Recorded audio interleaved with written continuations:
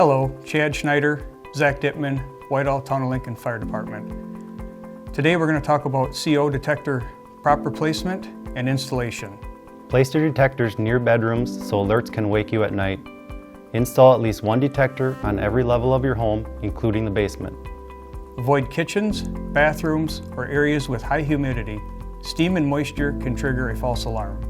Test your detectors monthly and replace the batteries whenever you hear a low battery chirp, or at least once a year.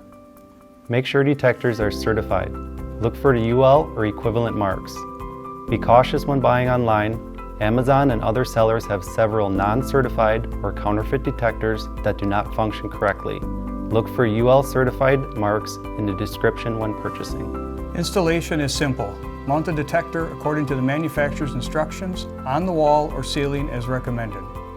Insert the batteries or connect power. Then press the test button to confirm it is working properly.